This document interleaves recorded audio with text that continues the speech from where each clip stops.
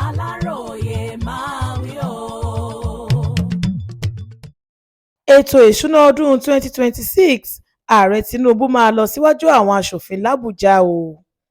Gbogbo ètò ló ti parí báyìí.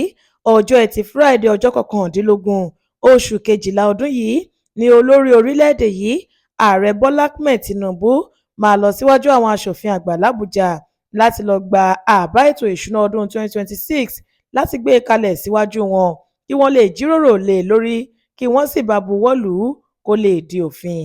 Aláròye gbọ́ wípé ọjọ́ 17 oṣù Kejìlá ọdún yìí ni Honourable Essien Eyo Essien tó ń ṣojú akọ̀wé àwọn aṣòfin àgbà Honourable Kamoru Ogunlana tẹ́wọ́ gba lẹ́tà ọ̀hún láti iléeṣẹ́ ààrẹ láti lè kà á fáwọn aṣòfin àgbà ọ̀hún lọ́jọ́ Thursday ọjọ́ 18 oṣù Kejìlá ọdún yìí. Lásìkò tí wọ́n ń ka lẹ́tà náà sétí ìgbọ́ àwọn aṣòfin àgbà ọ̀hún ni wọ́n ti fẹnu kò láàrin ara wọn wípé kí ààrẹ Tinubu yọjú sí àwọn nílé ìgbìmọ̀ ọ̀hún lọ́jọ́ Ẹtì Friday ọjọ́ 19 oṣù Kejìlá ọdún yìí ní nǹkan bíi aago 2 ọ̀sán. Bákan náà ni wọ́n rọ àwọn tó ní nǹkan ṣe pẹ̀lú ètò ìṣúná ọ̀hún pé kí wọ́n wà lórí ìjókòó kí ààrẹ Tinubu tó dé sáàrin wọn.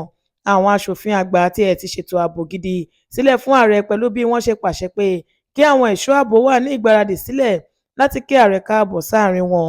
Wọ́n wá rọ gbogbo àwọn tí wọn kò ní ohun kankan ṣe nílé ìgbìmọ̀ wípé kí wọ́n rìn jìnnà sí agbègbè náà kí wọ́n má bàa kábàámọ̀.